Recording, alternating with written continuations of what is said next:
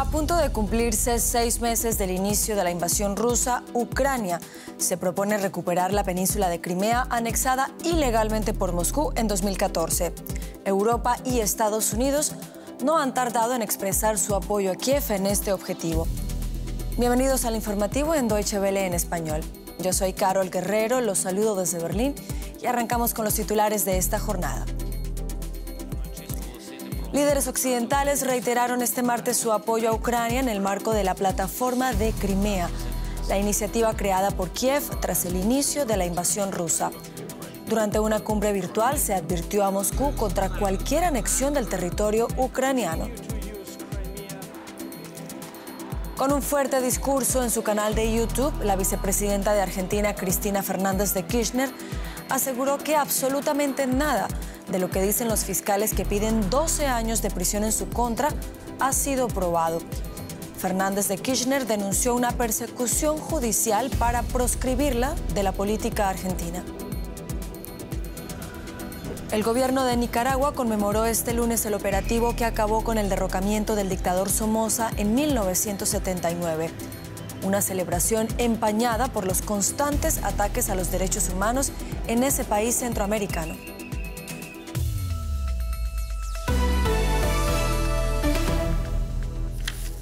Varios líderes mundiales se han unido al presidente de Ucrania, Volodymyr Zelensky, para discutir el futuro de la península de Crimea. Zelensky prometió hacer todo lo posible para recuperar la península anexionada ilegalmente por Rusia en 2014. Por su parte, el canciller alemán Olaf Scholz ha prometido ayuda militar adicional por valor de 500 millones de euros y se espera que este miércoles Estados Unidos anuncie una nueva ayuda militar de 3.000 millones de dólares a Kiev, la más grande hasta ahora desde el inicio de la invasión. Escuchemos lo que expresaron algunos de los asistentes a la cumbre virtual. Cuando el régimen ruso responsabiliza las sanciones de la crisis alimentaria mundial, está desinformando. Debemos seguir combatiendo la desinformación rusa. Por eso en Canadá vamos a crear un equipo especial que ayude a mejorar nuestra capacidad para monitorizar y descubrir desinformaciones del gobierno ruso y otras patrocinadas estatalmente. La comunidad internacional debe también apostar activamente por la reconstrucción a largo plazo de Ucrania. Ante este gran reto debemos acelerar el trabajo iniciado en Lugano.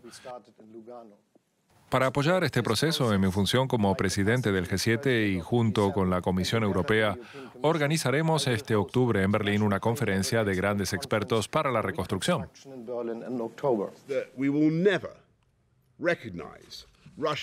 Nunca reconoceremos la anexión rusa de Crimea ni de cualquier otro territorio ucraniano. A la vista del ataque de Putin, debemos seguir ofreciendo a nuestros amigos ucranianos todo el apoyo militar, humanitario, económico y diplomático que necesiten.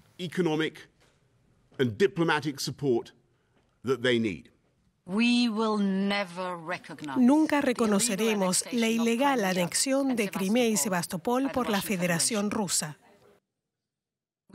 Estamos muy preocupados por las violaciones de los derechos humanos en la península de Crimea. Las desapariciones, las torturas, los asesinatos, la persecución de los tártaros de Crimea, la intimidación y encarcelamiento de periodistas, abogados y defensores de los derechos humanos. Esa es la oscura realidad de la ocupación de Putin. La Unión Europea colaborará incansablemente con las autoridades ucranianas y con nuestros socios para denunciar esas violaciones, pedir cuentas a los responsables y apoyar a las víctimas. Estamos con ustedes.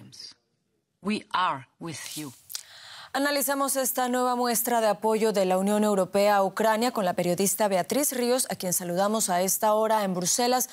Beatriz, buenas noches. ¿Qué significa este anuncio hecho por varios líderes mundiales justo cuando están por cumplirse 6 meses del inicio de esta guerra en Ucrania? Bueno, yo creo que es una muestra de apoyo y de renovación del compromiso de la Unión Europea muy importante en un momento particularmente complejo para Europa.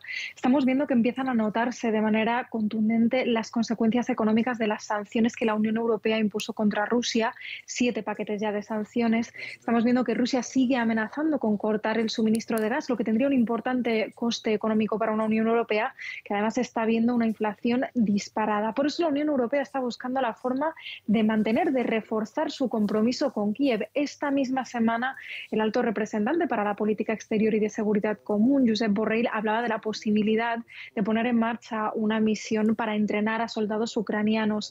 La próxima semana, los ministros de Exteriores de la Unión Europea se van a reunir también para discutir la posibilidad de imponer una prohibición de emitir visas a turistas rusos. Una cuestión que, por cierto, divide a los 27 países de la Unión Europea. Y Estonia, un país que tiene una posición bastante dura contra Rusia, pide incluso un 8º paquete de sanciones. Todo esto porque que es un momento fundamental para Rusia porque se cumplen 6 meses de la invasión, pero no ha conseguido avanzar en Ucrania tanto como esperaba. Para Ucrania porque es el aniversario de su independencia y para la Unión Europea porque se cumplen 6 meses de esa guerra a las puertas y tiene que reforzar su posición. Beatriz, pero ¿hasta dónde llegará el apoyo de la Unión Europea a Kiev en su objetivo de recuperar la península de Crimea? Es difícil decirlo. Como escuchabais antes, tanto el presidente del Consejo Europeo, Charles Michel, como la presidenta de la Comisión Europea, Ursula von der Leyen, han insistido en que Crimea es territorio ucraniano. Ni ahora ni nunca estarán dispuestos a reconocer la invasión de Crimea por parte de Rusia.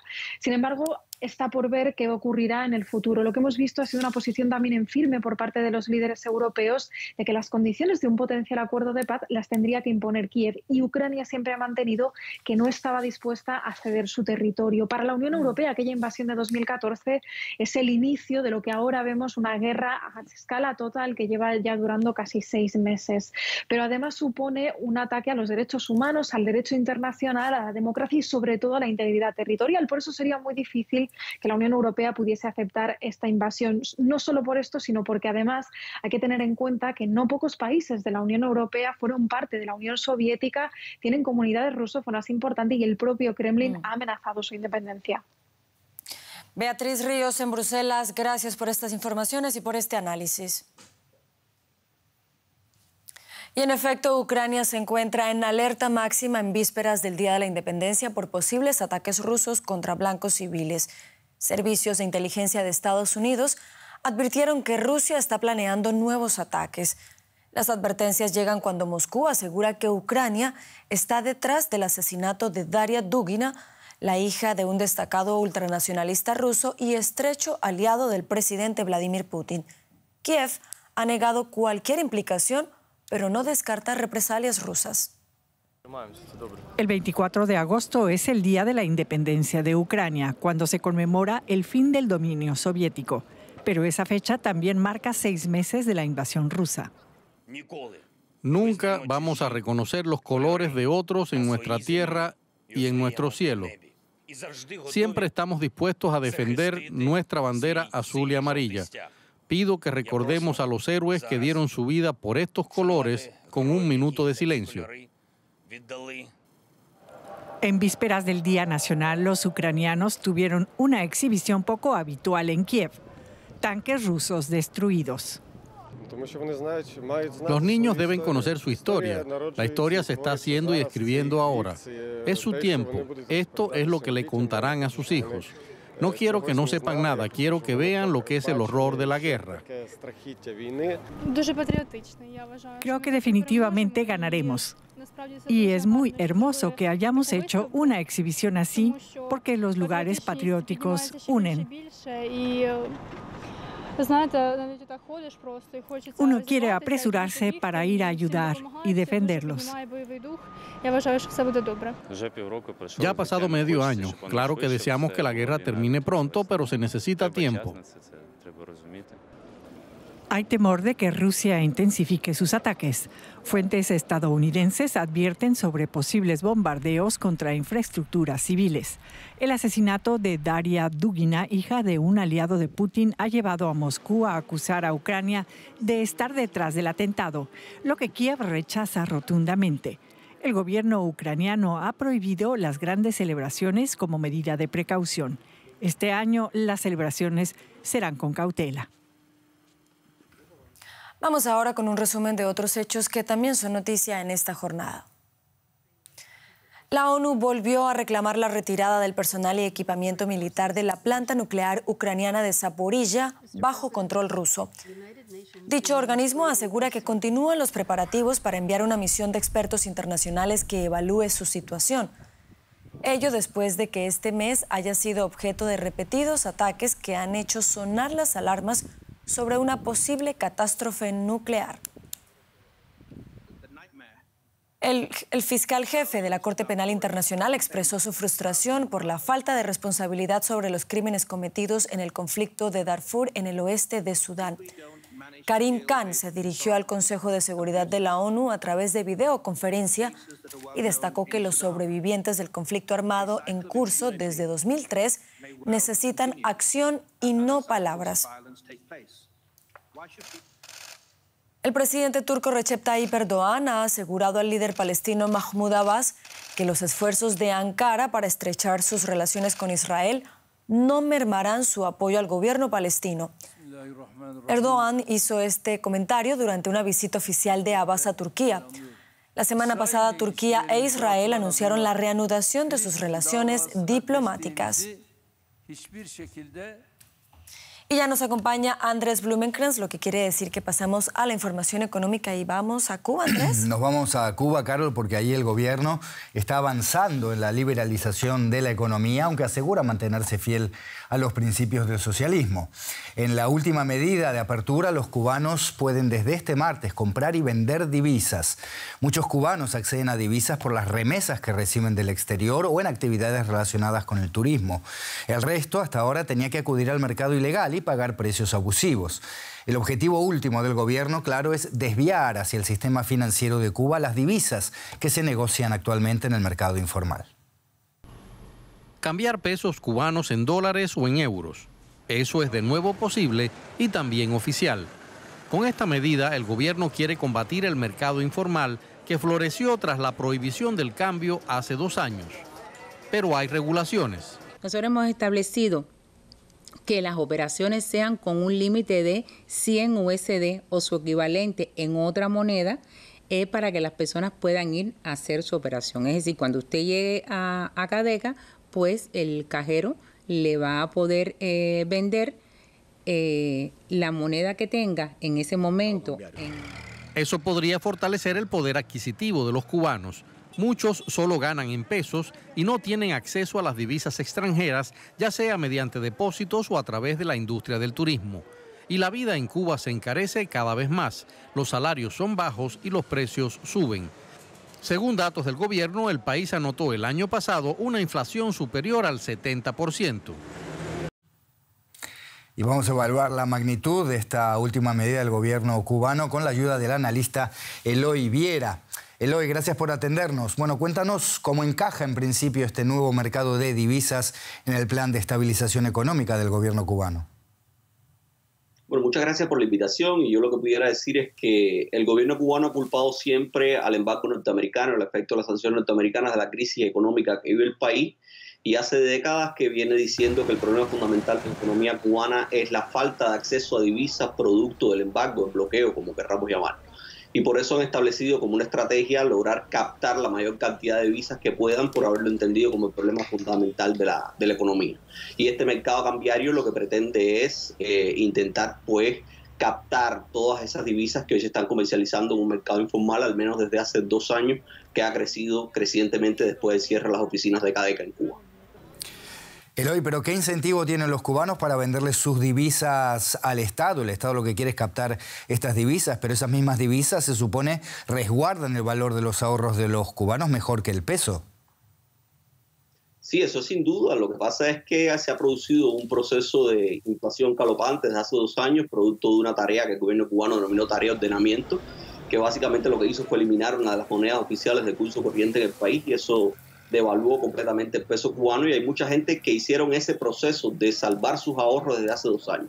Ahora mismo yo creo que el único incentivo que tiene el cubano para cambiarle sus divisas al Estado es la legalidad y la seguridad porque hay que recordar que la venta y la compra de divisas en el mercado informal es un delito que puede ser penalizado con cárcel y que ha sido utilizado en otras oportunidades por el gobierno cubano, sobre todo en los 90, para intentar monopolizar mediante la represión el mercado cambiario estatal. O sea, no hay muchos analistas que creen que ahora mismo la incentivación de la gente a cambiar con el Estado se va a producir a partir de un aumento también de la persecución de los revendedores en el mercado informal. Y ahora cuéntanos, para terminar brevemente, en este nuevo mercado legal de compraventa de divisas, ¿existen restricciones para las operaciones de personas privadas? Sí, ciertamente hay restricciones en el mercado, no es un mercado ilimitado, yo creo que es un mercado controlado estatalmente. En primer orden es un mercado que empezó hace 3 semanas única y exclusivamente con la compra de divisas y que luego de más de 21 días el gobierno ha decidido vender divisas, pero ha decidido venderlas limitadamente. O sea, solamente se pueden adquirir 100 USD o moneda equivalente diariamente, pero además el gobierno también tiene una capacidad de venta limitada que se anuncia en las mañanas en cada uno de los centros de comercialización. Ya hay reportes de prensa que dicen que hoy, cuando se inició este proceso, los centros de comercialización anunciaban a la gente que estaba en las filas cuánto dinero tenían disponible para vender, y en dependencia de esa cantidad de dinero, pues ofrecían una cantidad de turnos de personas que podían atender ese día. Por ejemplo, pongo un ejemplo, si tenían $20,000 para vender en un punto de venta, única y exclusivamente podían atender 200 personas. Esas son las limitaciones fundamentales que hasta hoy tiene el mercado establecido por el gobierno. Eloy Viera, muchas gracias por estas aclaraciones. Hasta cualquier momento. Igualmente, hasta luego. Sigue la información en Deutsche Welle con Carol Guerrero. Gracias, Andrés. Vamos ahora a Venezuela, porque allí los empleados públicos mantienen las protestas contra la desmejora salarial que se viene realizando desde finales de julio. Este martes volvieron a las calles para pedir la derogación de una disposición gubernamental que en la práctica significa una reducción de entre el 40 y el 60% de sus salarios. En Venezuela el salario mínimo aumentó en marzo a 126 bolívares, el equivalente actual a unos $21 a la tasa oficial, y es insuficiente si se considera que un kilo de carne de res puede costar unos $7 e incluso más según la región del país. En Argentina continúa el revuelo político luego de que la Fiscalía solicitara una pena de 12 años de prisión contra la vicepresidenta Cristina Fernández en el juicio por presuntas irregularidades en la adjudicación de obra pública. La acusación se remonta a sus 2 periodos como presidenta entre 2007 y 2015 y al anterior de su esposo Néstor Kirchner entre 2003 y 2007. La causa describió a Fernández como jefa de una asociación ilícita que habría defraudado al Estado unos $1.000 millones. Cristina Fernández se defendió este martes públicamente a través de su canal de YouTube e insistió en que se está haciendo una campaña mediática y judicial en su contra y en contra del peronismo. No vienen por mí, vienen por ustedes, por los salarios, por los derechos de los trabajadores, de los jubilados, del endeudamiento. Vienen por eso y vinieron por eso.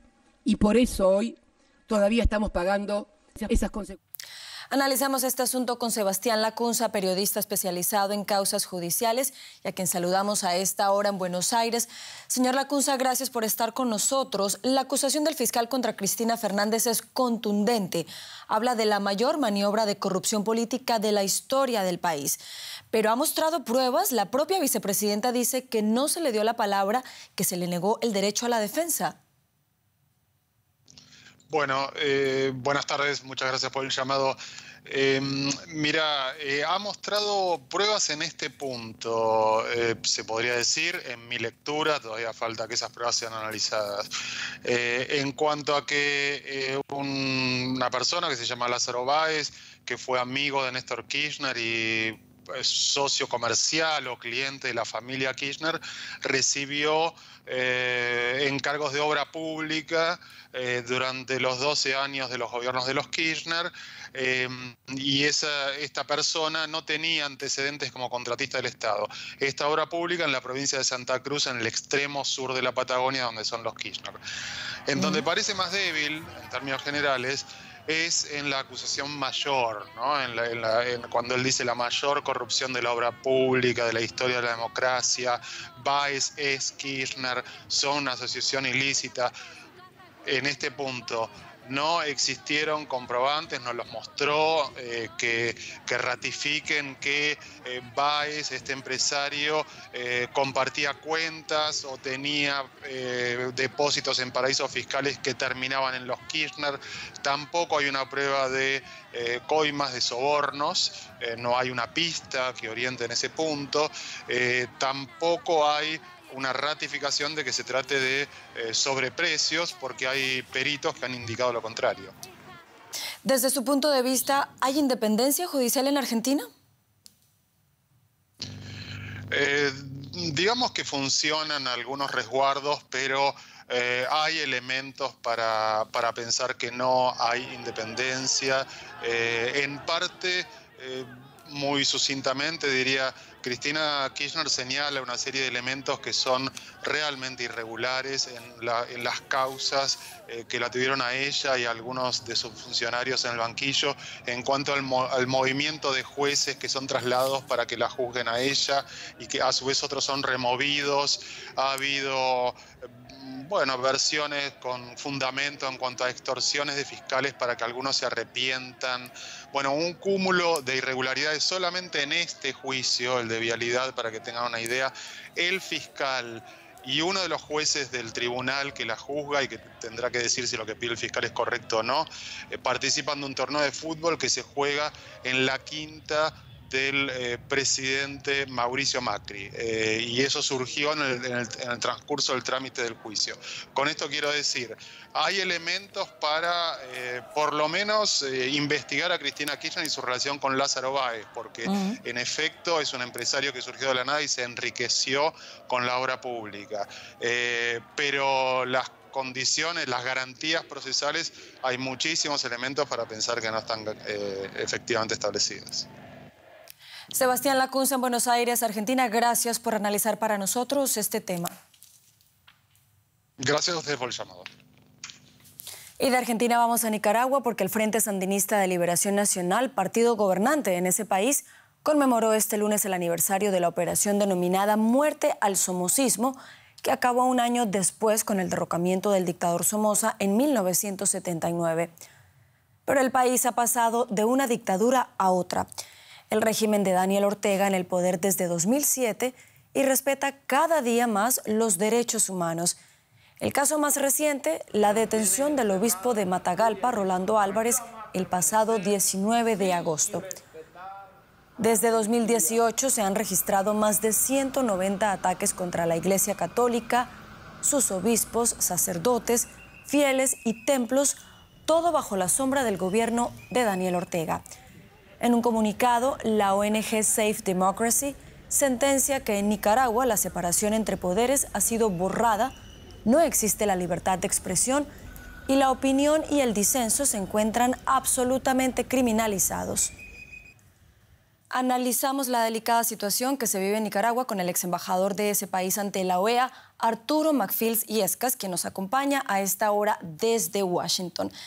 Señor McFields, gracias por estar con nosotros. Díganos, por favor, ¿qué hay detrás de este asedio a la Iglesia Católica nicaragüense? Gracias por la oportunidad de poder hablar sobre este importante tema. La verdad que actualmente en Nicaragua se han cerrado los espacios democráticos y las voces que cuestionaban al poder, que le decían la verdad al poder y que llamaban las cosas por su nombre. En Nicaragua no hay un solo medio impreso. Y el periodismo que se hace actualmente es un periodismo del exilio, es un periodismo de catacumbas, es un periodismo bastante sui generis debido a la represión del Estado. Es ahí donde la voz de la Iglesia surge, diciéndole las verdades al poder y cuestionando, ¿no?, los actos de corrupción, los asesinatos, la persecución, el cierre de ONGs. Y esta verdad ha sido muy incómoda. Bueno, el régimen de Daniel Ortega, como bien lo dice usted, ha perseguido a la prensa, también a opositores, a estudiantes, a las ONGs, ahora a la Iglesia. ¿Quién puede ahora atreverse a criticar a Ortega y a su esposa y vicepresidenta Rosario Murillo? Sigue siendo la voz de la Iglesia, al menos desde Nicaragua, porque desde el exterior muchos alzamos nuestra voz, cuestionamos al poder, pero desde Nicaragua la iglesia tiene un rol muy importante, sobre todo porque ellos dicen la verdad en amor, ellos dicen la verdad como tiene que decirse. Cuando han habido más de 190 presos políticos, más de 355 asesinatos, la iglesia lo dice y exige la liberación de los presos políticos. Pero ahora es la misma iglesia que se está convirtiendo en preso de la dictadura y que está pagando el precio de estar al lado del pueblo. Y ahora, por ejemplo, Monseñor Rolando Álvarez está siendo forzado y presionado para que él tenga que escoger, algo que es injusto, entre el exilio, la prisión del Chipote o alguna otra cosa peor. Señor McFields, ¿qué considera usted que pueden hacer Estados Unidos y la Unión Europea frente a la situación que se vive en su país, en Nicaragua? Algo muy importante es que se ejerza mayor presión sobre la dictadura, sobre todo en aquellas áreas en que la Unión Europea, los Estados Unidos son muy importantes en el aspecto del financiamiento a la dictadura. No se puede dar cheques en blancos a este régimen. Se le va a apoyar siempre y cuando respete la democracia, respete los derechos humanos, libere a los presos políticos injustamente encarcelados, libere a los 10 religiosos que ahora están encarcelados. Entonces, creo que no puede haber una cooperación ciega con el régimen. Hay que presionar más. Lo han venido haciendo, debo de aclarar, pero hay que ejercer mayor presión de parte de la comunidad internacional. La dictadura se ha aprovechado de que ahora los ojos están puestos en Ucrania. Pero lo que pasa en Nicaragua es grave porque es la persecución religiosa en América Latina más grande del siglo XXI. Señor Arturo McFields Illescas, en Washington, muchas gracias por habernos acompañado. Gracias por la oportunidad y hay esperanza para Nicaragua. Y antes de despedirnos, hablamos de la temporada de la Liga de Primera División que acaba de iniciarse en Ucrania pese a la invasión rusa. Debido a los riesgos que conlleva el conflicto, todos los partidos se celebrarán sin público. Varios clubes tienen además sus sedes en territorios ocupados por los separatistas prorrusos y disputarán sus encuentros en estadios de otras regiones. Este ha sido el caso del partido inaugural disputado este domingo en Kiev entre el Shakhtar Donetsk y el Metalist Kharkov. El presidente ucraniano Volodymyr Zelensky se dirigió a los equipos por videoconferencia.